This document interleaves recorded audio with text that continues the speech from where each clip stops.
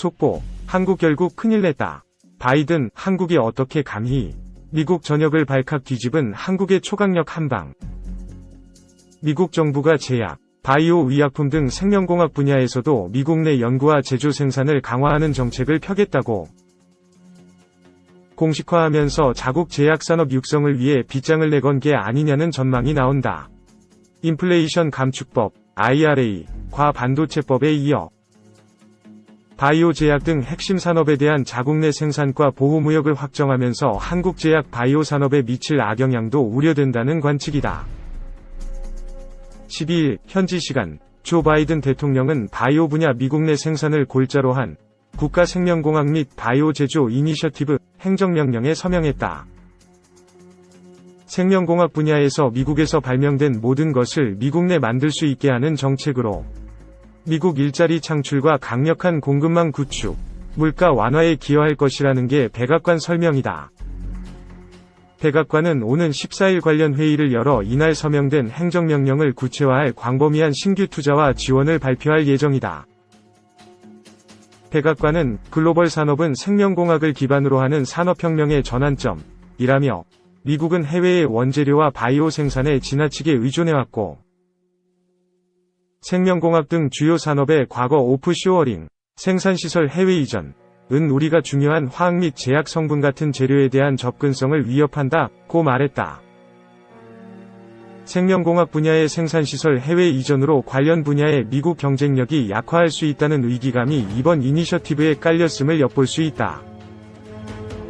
블룸버그 통신은 미국의 바이오 생산을 확대하고 중국에 대한 의존도를 줄이려는 것이라며 미국은 과거 생명공학 분야의 해외 생산을 허용해왔지만 중국의 첨단 바이오 제조 기반 시설에 대한 의존도에 우려하고 있다고 전했다. 백악관은 미국의 산업과 탄탄한 연구기업을 감안할 때 바이오 경제는 우리 강점이자 엄청난 기회라며 생명공학과 바이오 생산 잠재력을 활용함으로써 의약품에서 식품에 이르기까지 일상에서 사용하는 거의 모든 것을 만들 생물학의 잠재력을 인식하고 미국의 혁신을 경제적 사회적 성공으로 이끌 수 있을 것이라고 했다. 특히 해외에 취약한 공급망을 미 전역에서 고임금 일자리를 기반으로 하는 강력한 국내 공급망으로 대체하는 바이오 제조업 발전을 이끌 것이라고 피력했다. 한국 정부는 미국 정부의 이번 결정이 한국 제약 바이오 산업에 어떤 영향을 미칠지 촉각을 곤두세우고 있다.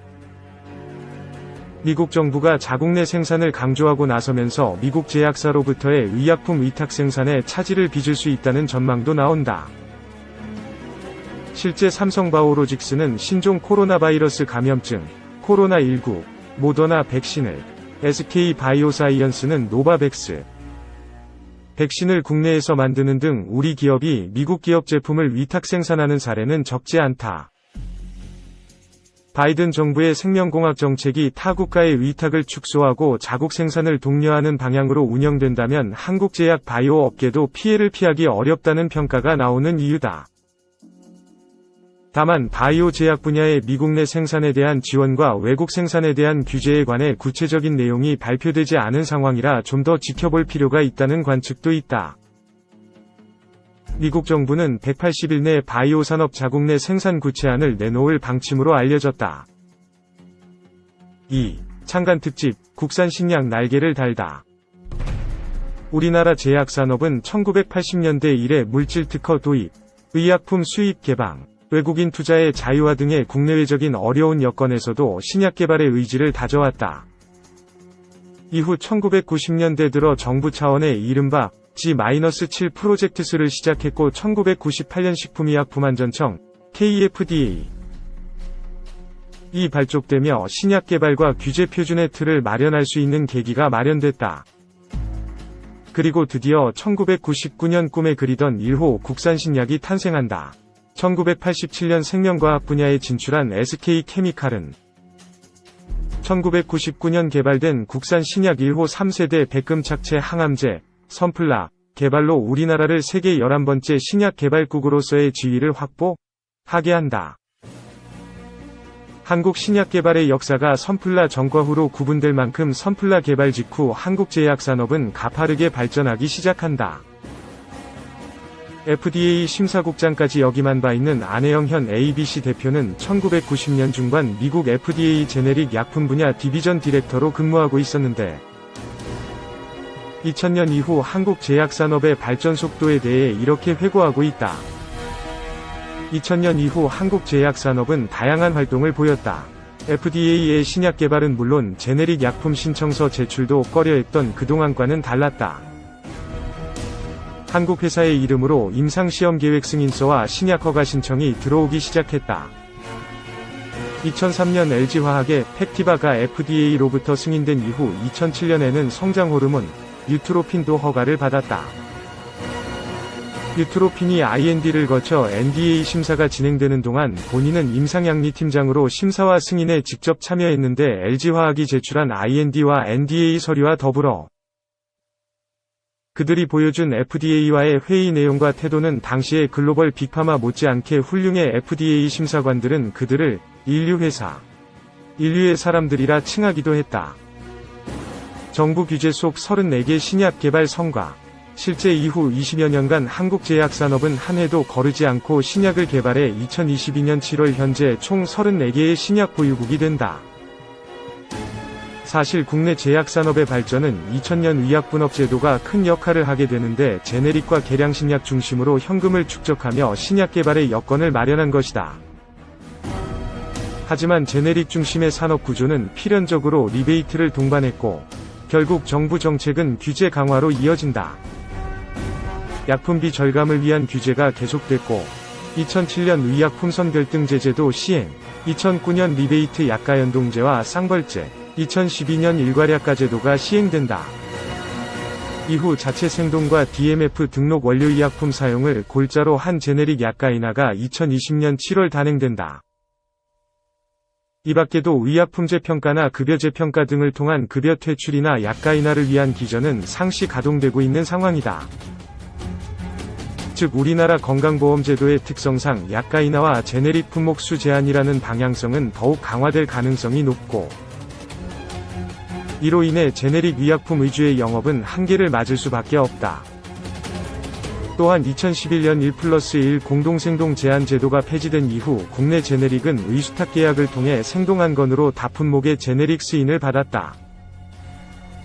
지난해 7월 1+3 공동생동을 제한하는 약사법 개정안이 법제화되며 생동시험 수요는 폭아지고 제네릭과 계량신약의 개발 비용은 높아지게 됐다.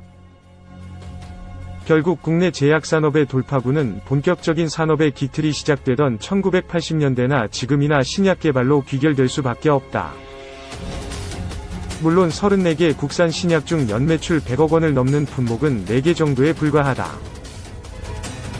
그럼에도 고무적인 부분은 국내 제약산업이 특히 지난 10년간 신약 개발과 해외 시장 개척을 위해 심혈을 기울여왔다는 점이고 그 성과가 가시화되고 있다는 점이다.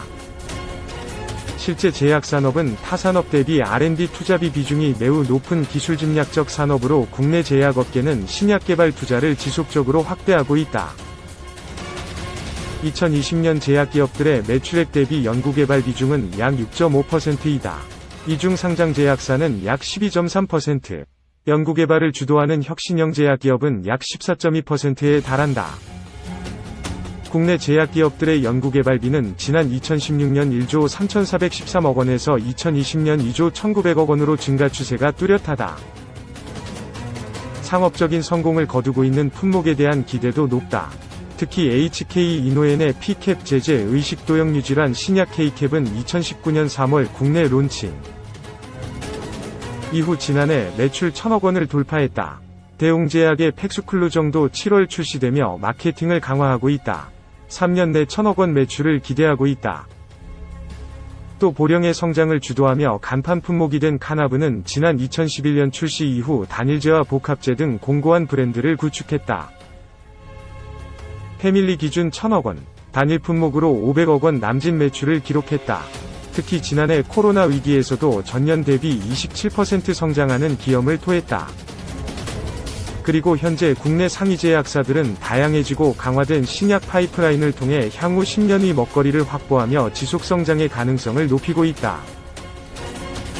국내 개발 신약 중 가장 가치가 높을 것으로 기대를 모으고 있는 품목은 역시 유한양행의 레그라잡, 성분명 레이저티닙. 레이저티닙은 유한이 오스코텍으로부터 도입해 임상 2상까지 진행한 후 2018년 얀센에 1조 4천억 원 규모로 기술 수출한 국산 신약 31호 폐암 치료제이다. 이 기술 수출을 통해 오픈 이노베이션 전략이 성공했다는 것을 증명하며 신약 개발 중심의 성장 전략에 가속도를 붙일 수 있었다. 오는 2024년 전후로 얀센의 아미반파맵, 제품명 리브레반트, 과병용요법으로 레이저티닙을 사업화할 것으로 예상되고 있다. 관련 업계는 출시 5년차 매출액은 1조 원에 달할 것이라는 전망이 우세하다. 특히 유한은 독자적으로 단독요법의 레이저티닙 글로벌 임상 3상을 진행하면서 글로벌 임상 노하우를 축적하고 있는 상황이다. 유한은 2020년부터 레이저티닙 1차 치료제로의 범위 확대를 위한 다국적 임상 3상을 10여 개 국가에서 진행 중이다. 특히 단독요법 3상 임상 결과는 올해 말에 확인 가능할 전망이고, 얀센 주도하의 글로벌 임상 3상 결과는 2023년 말에 가시화될 전망이다. 국내에서는 출시 1년 동안 전국 80곳 의료기관의 약사위원회를 통과해 처방이 이뤄지는 등 빠르게 정착하고 있다. 아울러 유한은 또 다른 글로벌 기대주인 퇴행성 디스크 치료제 YH146182 최근 미국 임상 3상 승인을 받았다.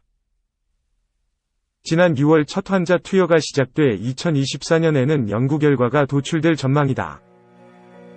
유한 조욱재 사장은 올해 신약 개발 목표로 레이저티닙 글로벌 임상 3상 진행, NASH 기술 수출 과제 임상1A 상 완료, 의장관운동질환 기술 수출 과제 임상 2상 진행, 나머지 기술 수출 과제 임상시험 진행 개시, 오픈 이노베이션 강화 및 글로벌 제약사 연구 협력을 우선적으로 추진할 것이라고 강조하고 있다.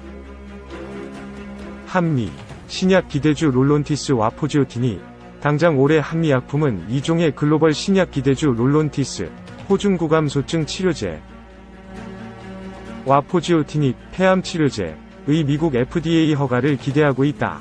장기지속형 호중구감소증 치료 바이오 신약 롤론티스는 FDA 허가를 위한 마지막 관문에 진입한 상태다. FDA가 BLA 재신청서를 승인하고 시판 허가를 위한 공식 심사 절차에 들어갔는데 오는 9월 9일 이전에 최종 허가 여부를 결정할 예정이다. 지난해 12월 FDA 허가 신청을 완료한 항암제 포지오티닙도 지난 2월 11일 FDA가 허가 신청을 승인하고 심사에 들어간 가운데 오는 11월 24일 내 최종 허가 여부가 결정된다.